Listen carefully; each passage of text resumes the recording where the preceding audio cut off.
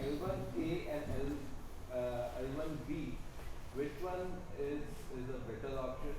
And if we have to start applying, when is a good time to start applying for L1A? So L1A is a visa for executives and managers. It essentially means you are either managing a team of people or you are supervising over a function. L1B is a visa for specialized knowledge employees. So it essentially means that the employee is attributed to a knowledge which either of the company's products or practices or something which is not easily available outside. So let's say just a good example is if you have developed the prototype of your product, then you are an L1B employee simply because the knowledge that you have of the product will not easily be available outside. Whereas a manager is someone who's managing a team of people. So there's really two different kind of visas, but if you're using a visa to sort of move here or you're using it to immigrate, the L1A may be a better option. The total period that you can be on the US on an L1A is 7 years. The total period that you can be in the US on an L1B is 5. And L1B does not give you a path to a green card like in terms of the EB1. The EB1 is only available if you're an L1A employee. For L1B employees, you'll have to go through the traditional EB2 or 3 route, which if you are again a person from India or China, 5 years is probably not enough to get a green card. Oh, it's definitely not enough. And there is no way that your L1B will be extended. Unlike an H1, because an H1 can continue to be extended if you have a pending green card, right? But in L1B, you cannot extend the L1B. You just get 5 years. So you'll have to pretty much. But it can get changed to H1 or. Yes, you can. But again, you have a total time of, you can be in the US on an H1 for 6 years, right? And whatever time you spend on L1B gets reduced from that. So if you already have spent 5 years on L1B, you'd only be left with 1 year on H1. For you to start your green card process and get it to a stage at which you can extend your H1. And when is the right time? You can apply for the L1 anytime.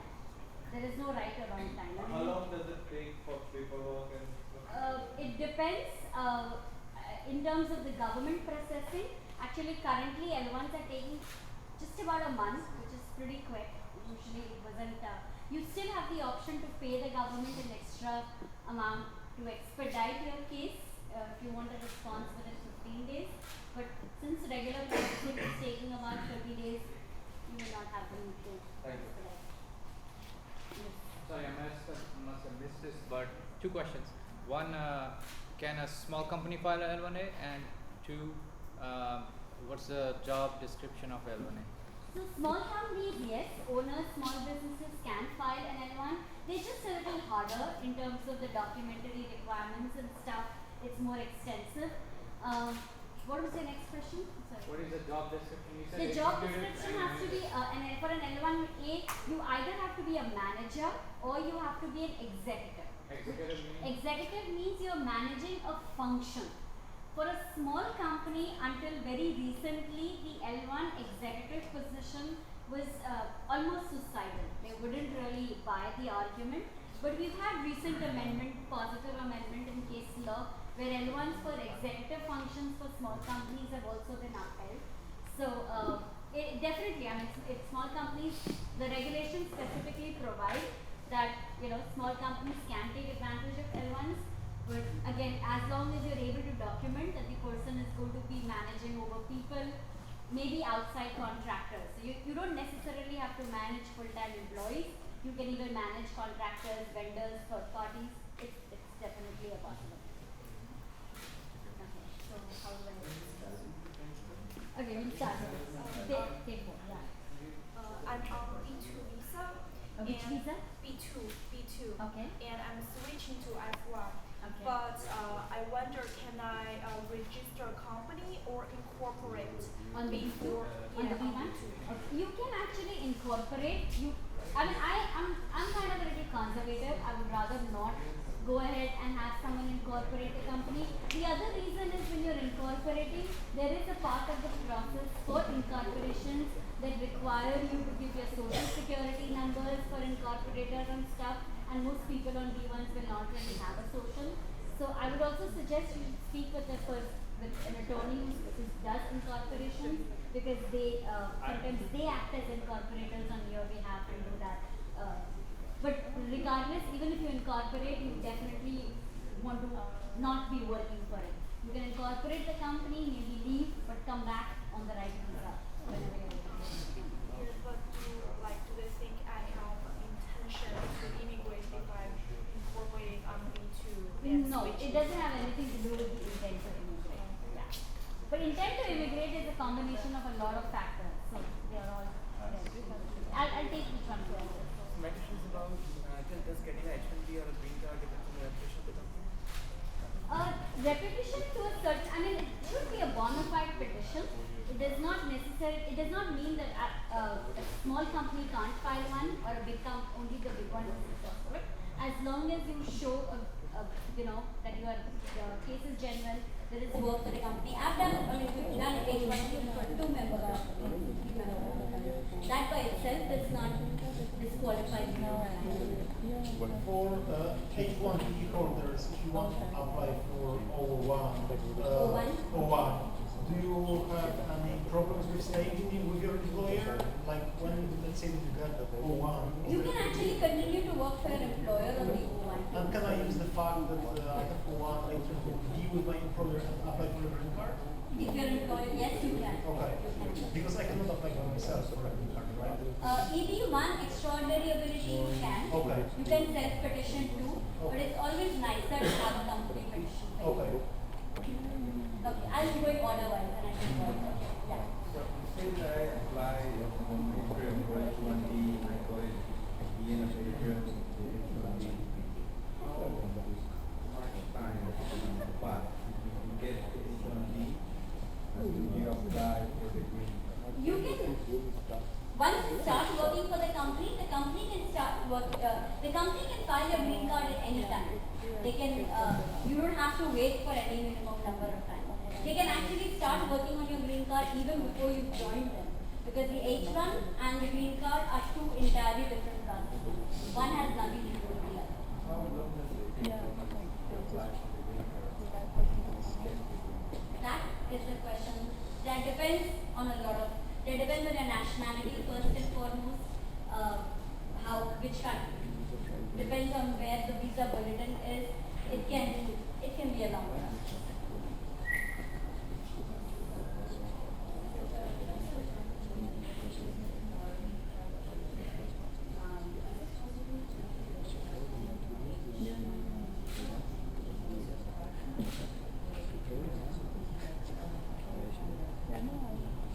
Again, co-founder H1, if you're able to demonstrate employer-employee relationship, you can. But you can definitely be on part-time. You can be on part-time H1 with a company at full-time or another. Yeah, I want to. Okay, I'll take some from this side now. So let's say you raise money from a VC, so $1 million. Is it realistic to pursue an O1 in this case, or do you want to? No, again, that by itself cannot be a criteria for you to get your O1. But if you have a great business, let's say you develop a prototype which can be called an original contribution in the field, and you have a VC which has supported the idea by $1 million, yes, it sort of goes on to show your capabilities as an entrepreneur. The thing about the O1 is that you never know what one factor, and this is an extraordinary achievement that stands out by itself. It's hard to identify whether that particular thing has been able to do. It's usually a combination of, let's say if you have a good product and the product is talked about in TechCrunch or other magazines, you can use to show that there is really a buzz around the product and it's supported by a VC coming. Under what status do you work on that product? Let's say you're not covered. The O1. No, if you need a status or you need a work permit to be able to get that product up to. So it's again many factors that go into play. Yes. So you've already got one, let's say once you get a master's in most science, so you get a OPT period, and then a couple of years later you go down to an MBA, and you get another OPT. Do you get a second OPT once you got one master's degree? If you're upgrading, like It has to be like a successive, your education scale should be increasing. If it's undergrad, you'll get OPT. Then if you do an MBA, you'll get an OPT. But if you sort of adding to the same level, no. So master's in science and master's in it's the same or is it like what? Master's in science and a master's in two separate courses. Check that out. But you will only get one STEM, regardless. However many science programs you do, you only get one STEM. But a 12 months you should. I think if you're doing an MBA once, that MBA will give you 12 months. If you're doing an engineering program, you will get separate 12 months for that. But you won't get STEM for both. STEM you only get once for one time. Yes. What's the price of your step, man? The price of your step. How do you price your step? I will not discuss this at this forum. You can send me a separate email. Yeah, so for, You have a visiting, I have visiting cards here. for people, if we, for example, get shares in the company, go back to the country, and then contribute to this company, to your own consulting business. The shares in, well, yes, you are a passive investor. You can invest in shares of any company, right? You can, that's not a problem. As a But if- founder, sorry, I meant as a company. yeah, but if you're not working in the US, right? If you're working outside, that's a separate arrangement. You only need a visa if you're working in the US. The company here, if you are providing consultancy services here to your company from overseas, that's fine, that's okay, that's acceptable. The company will probably issue you. To come to the US. Pardon me? You still need to come to the US to work with this. No, but then you are engaging in employment here. No. Let's say you're principally you're working there, you're not being paid by the US company, you're being paid there, not for services here. You come here to do meetings and go back. Right? So that's accept. Maybe the company here is only paying living, boarding, only paying your expenses. It's not paying you any salary. But I might own shares in that. You might own shares it's kind of questionable whether so I would say that as long as you are coming here for an incidental purpose of meeting your teammates, meeting someone for short periods and going back, and having shares in a company is fine. Anybody can own shares in any company. That's acceptable.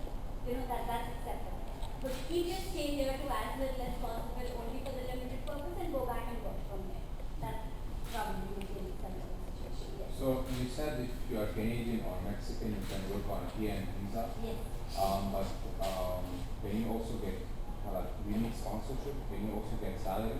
Yes, you can absolutely. You can get salary in the US. In this company will pay you. But you need sponsorship for the TN visa. Yes, you can't be self-employed on this. So who will sponsor you? Any company which is willing to No, hire. but if you are or if you want to incorporate your own company. You cannot do self-sponsoring on a TN. So the TN in this case, if you notice, was only for the friend who wanted to work for the company. He had nothing to do with being anybody participant in the company. So only just to work. No self-employment. Yes. If you are an H1B, if you are a full-time H1B, and in parallel you want to incorporate the company makes money, but you don't pay yourself, is it okay? This is, if you are incorporated, you are a passive investor, right? So just because you don't get paid for a position does not make that acceptable. Okay, so you are working for the company. As if you are a passive investor, you have nothing to do. You don't work, you don't attend meetings, you don't take part in the organization of the company. That's fine. But if you are working for the company, not being paid does not make it acceptable. So it is a part-time H1B. You need a part-time. You need a work permit to work for In the the company. part-time, you have to file it in April 1st year. If you already been part of the H1 quota once, then no. Then you can file it at any time. Okay. So the quota incidentally is only for those people who've never been on the H1. Once you move to the H1 quota, then you are exempt from that requirement. Then you can pretty much move around or transfer anytime you're in the year. Same question. For example, could you, as a company, where I've been H1B in the United States, and petition for another H1B part-time in your own company? You can do that. So if you are employed by company A, which is probably not your own company, and now you want to work on your own company, you can have part-time H1 quota. And that will be exempt from the quota because you've already been part of the H1 quota. You already have an H1 quota. Two H1B. Yes, you can. You can have one full-time and one part-time. How many limits for salary? Yes, there are part-time salary limits, there are limits to it. But again, because you're part-time, you will be paid for half the time. You're not making full-time salary, right? But there are still minimum limits that you have to meet. The same question. For example, my wife has H4, and can I apply here? Yes. Yes. So I can hold on H1B, for example, part-time H1B for her, and she not to pass it through. She will have to pass for quota because she's never been on the H1 before. Okay. But that company can hire her on a part-time H1. But you will not go through the quota because you've already got an H1. Okay. Thank you. So, Anup, you mentioned that self-employment is okay. Yes. Do you need to register a company or you can freelance? Register meaning no, you have to incorporate the company Can I freelance with companies like online on freelancer.com or? on OPT. Yes. I mean, you're not talking about the 17 months campaign, No, this is right? the 12 The 12 months. You can, whichever company you're freelancing with or whatever, you can even be unpaid with them as long as they are able to establish that you were engaged in a program or whatever. You already had a question, I'm sorry. Yeah. 5 more minutes. Alright, I'm on my OPT and I want to incorporate. Is it easy to get verified status? Yeah, that's pretty simple. And then you can actually pay for me after that. After what? If I'm appointed and I'm on OPT, then I start the company and then it gets e-verified. Can I continue to that H1B? You can, but again, you have to get an H1 approved through that company. So which is, if you're the only member in that company, then it will be challenging. You need to sort of partner with someone else. Have full-time H1B with a company, and then you want to create your own company and have a part-time. So that's up to you with the industry that you study. I didn't get a question actually. So if you study engineering, do you have to have H1B visa for a company for an Yes, engineering for an company? engineering position, not an engineering company. The H1, the position has to match the type, your educational background. So if you want to do music or something, that will not get you anything. Okay, so I'm on H1B visa and my green card process has just started. I want to know how soon I can get into opening an account or any sort of company. It could be a restaurant, it could be a regular company, it could be any company. So if you strictly read the visa bulletin, it's a general joke actually. So if you read, it says that if you assume that the visa bulletin will go exactly the way it is, there are no fallouts, nobody moves from one category to the other, the unutilized numbers don't get spread out. The current predictions are ED3 India will take 99 years. So that's not how it actually happens because people file, they withdraw, things move. But there's really nothing and no one can really give you an estimate of how long. That's really unfortunate about India and China. So unless there is some really reform, you either just, as I said, find a way to partner with someone with a US company and do a part-time age, but there's really nothing more. No solution that I can offer for that. It just depends on how the visa bulletin moves is not something which only the Department of State covers. Nobody else can do anything about that process. Okay, the visa bulletin moves according to the number of, so that's a whole complex mathematical game that we don't need to get into. But really nobody can tell you how that bulletin will be. Okay, So that is what will decide the speed with which you get your green card, which is not something that any of us can actually do. So I'm still confused. So I'm on H1B visa and I have a friend and I want to open a company now also. So is it possible for me to get into it or? You have your friend incorporate a company, build it to a point at which it can sponsor your part-time H1 or full-time H1. Oh, like that. And if, like, as I said, I'm on start of the GC process. So how soon I can get into the field right now? Is it like an EAD talk to me process. outside. Let's take more questions. And I saw a company on an H4, I don't get financial remuneration, but just how ownership. See, again, the H4 thing is, that's again several questions came on H4. H4 holders can have passive investments. Again, as long as you're not, it's just a passive, you're a liquidity stakeholder in a company and you have nothing to do with it. It's just like you buy Google, Apple shares in the market and have nothing to do with it. That's exactly the way an H4 can have. My very strict, and it's not actually a strict, it's an unsensical approach that I take is that just because you did not get paid does not make that position voluntary. If you were, you just continue to work on the understanding that this job will be available to you sometime in the future, whenever you have a need, you are being paid, not in terms of monetary compensation, but you are getting consideration for that, right? So H4s can do things like what? You can work in the library, you can do community projects, you can get involved with the child's school work or whatever. But you cannot work for a position which would otherwise be full-time and available to someone who would be paid For Indians, does a dependent visa or a investment visa provide a way to start your own business? There is no investment visa. I mean, the only investment visa we actually have for Indians is the EB-5. And again, as I said, the dependent visa, that's exactly the question that I answered. It's the same for the starting of business. Yes. There is nothing like a startup visa. So I am on an H1. If I want to do something part-time as well, does the part-time H1 also have to be from my previous study or can it be from CNBC? No. It has to be from your previous study. So you said if somebody has been on an H1 once, then they don't have to fall under the cap. But do they have to be cap counted the first time? So if they were cap counted the first time and they have not used the full 6 years of H1 allotted to them, then they are exempt from the cap the next time. So now you will not be subject to the cap, which means you can apply anytime. And suppose they were never cap counted, but they still have some time left over. You can use that leftover time. And that's about it. That's about it. Alright, last question. Anybody?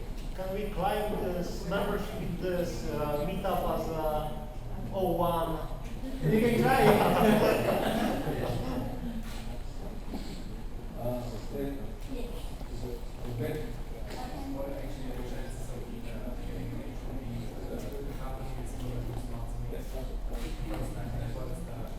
I mean, H1 is a relatively simpler visa.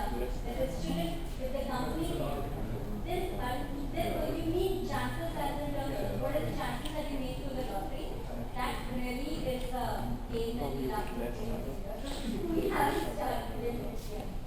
Nobody knows how many visas.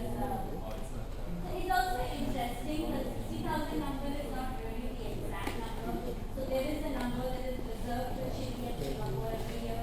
You subtract that number, you add the unutilized number from Chile and Singapore for last year. As I said, it's a number. For L1A, is there any salary restriction? No, but it has to be respected. But there is no minimum salary. Okay, last question. So if the company is sponsored or part-time H1, you want to be sponsored? So for new companies to sponsor someone that will be part-time, are there requirements on the I mean, yes, there has to be a bona fide job offer. Again, as I say, build a good story. minimum wage? Minimum wage always depends on what the position is and where the company is located. So just to give you an example, minimum wage for Santa Clara County for a software engineer is about $85,000. So part-time will be part-time. But part-time would be about 40. Okay. I mean, just to be half, yeah. So if you can do it, the minimum wage is also calculated